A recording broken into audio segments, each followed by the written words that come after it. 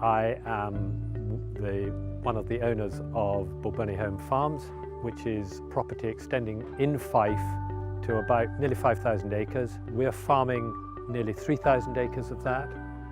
We've about 1,000 acres of forestry.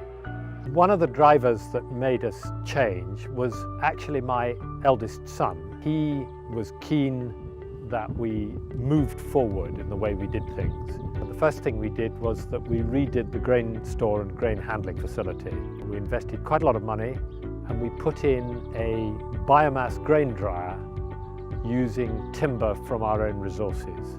I have had a plan now for 4 or 5 years about moving the business over to the next generation. It is important that the younger generation get their hands on the tiller. They have the ability to be more creative than perhaps those of us that are a bit older. And they will do things wrong. We all did things wrong, and they need to get the chance to do it. So we've been looking at other things, including more renewable energy, holistic management of the farm, which is probably the most innovative thing that we're doing. But we're at the very beginning of that route. For instance, we have invested in a no-till drill. We are looking at our grazing management for the cattle and how we finish the stock. I suppose the biggest challenge is how do we finance the whole thing?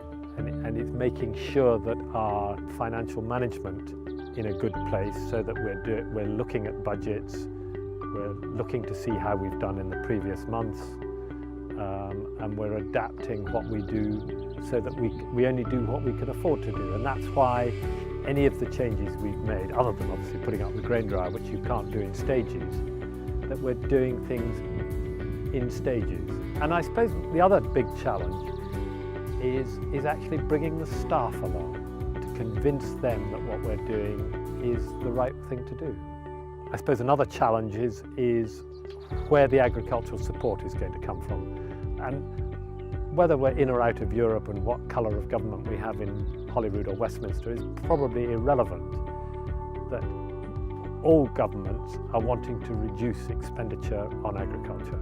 My advice for others is to be open-minded, to not be afraid to speak to advisors and to listen to what they say.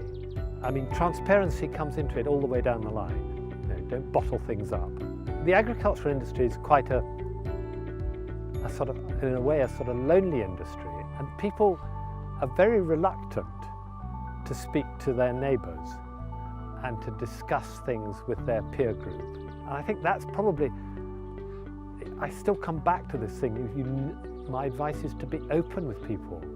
And yes, I mean, things like, you know, tax and all those kind of things, you obviously need to get advice from the professionals.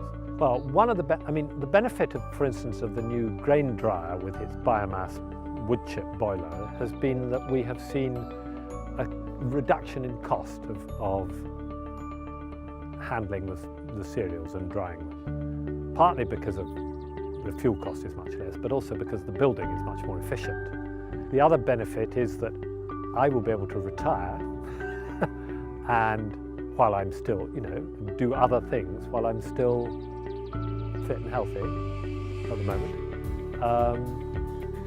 And that's not an insignificant thing, because, you know, people have other interests, and it's important that you give, as I said earlier, that you give the next generation a chance.